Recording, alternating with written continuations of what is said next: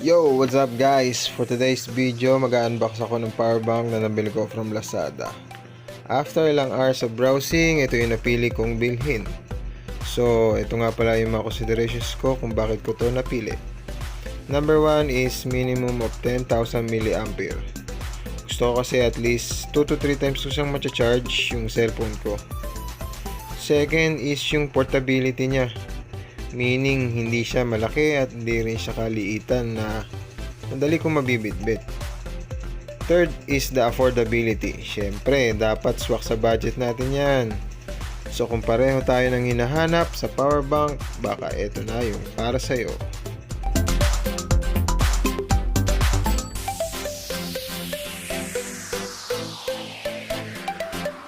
Mitsushi Orashare with 10,000 mAh.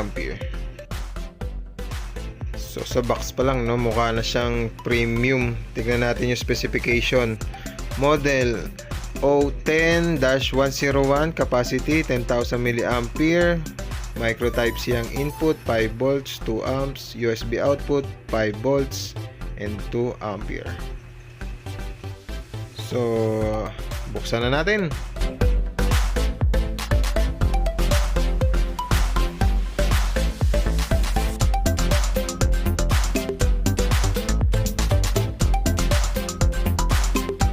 So kung napansin nyo, no, dalawa yung box nya.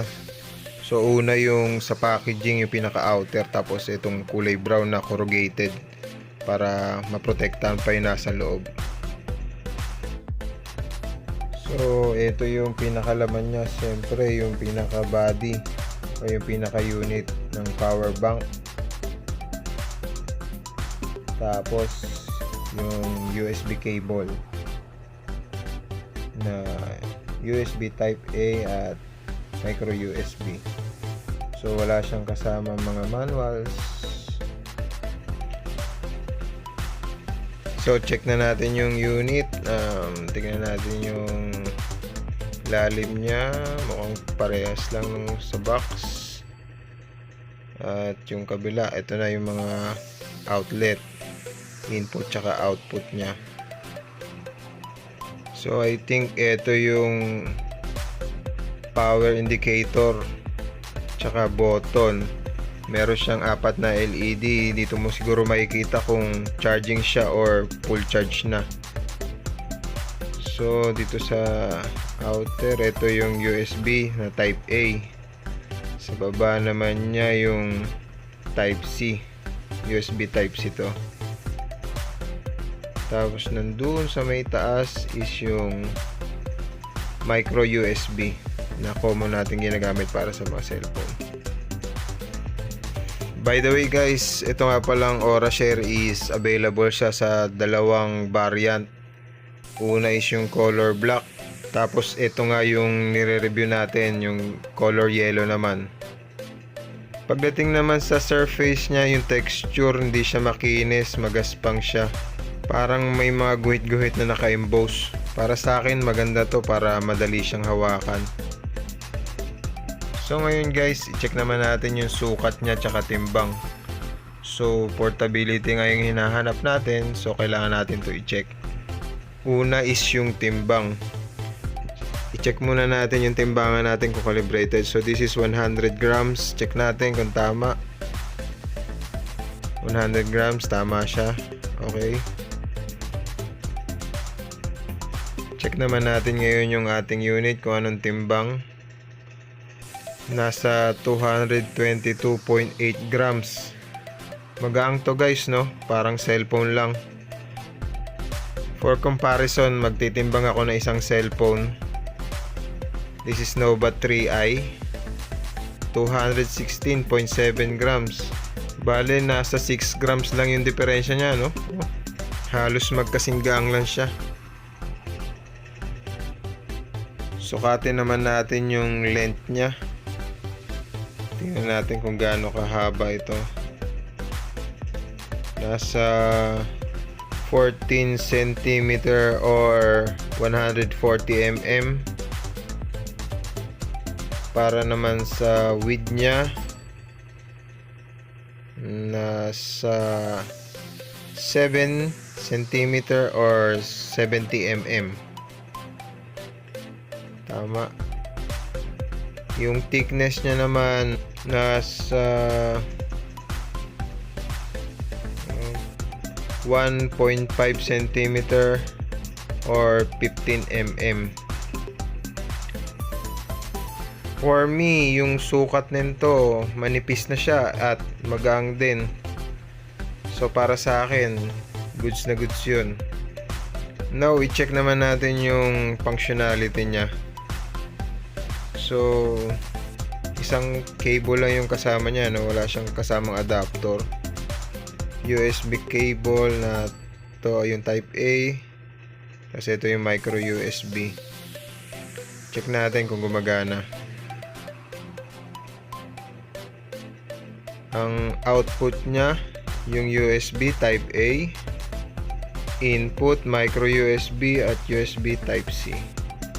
Check natin kung gumagana yung output muna. Tignan natin kung magcha-charge siya. So, micro USB to cellphone. Check natin. Okay, gumagana siya. Charging. Next naman is check natin yung charging niya. Testingin natin yung dalawang input. Unahin natin yung micro USB. Pero hintayin muna natin mawala yung blinking bago natin simulan.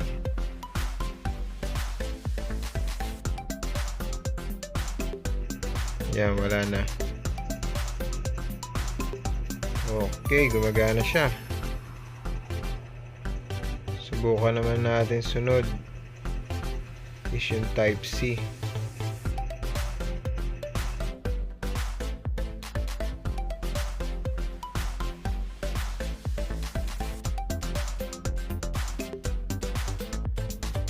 Okay, nawala na uli yung blinking. Saksak natin. Okay, gumagana din siya.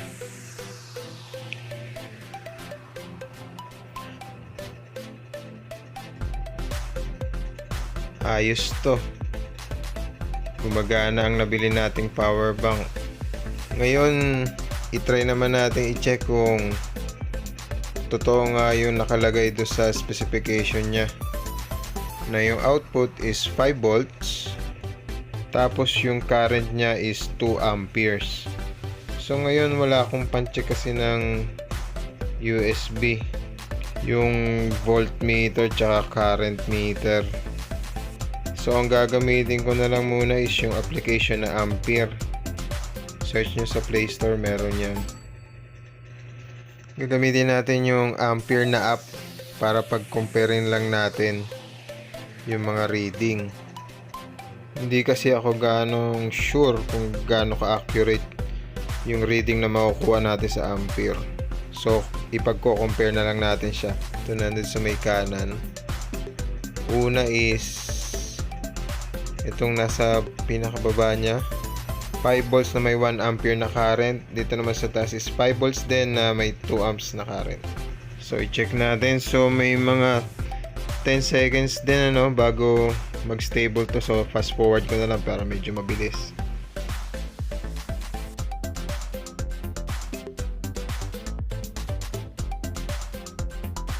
Kung makikita nyo, yung volt niya 3.968. Tapos yung current reading niya 440 milliampere. So malayo siya dun sa 1 amp or 1000 milliampere. Check naman natin using yung 2 amps.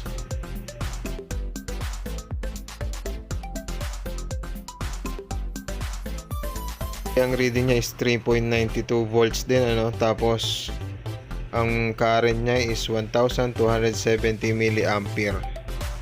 Malayo rin siya dun sa 2 amps or 2000 milliampere. Pero for the sake of comparison, dapat magpareho tong 2 amps ko na charger at itong 2 amps na current ng ating power bank. So check na natin.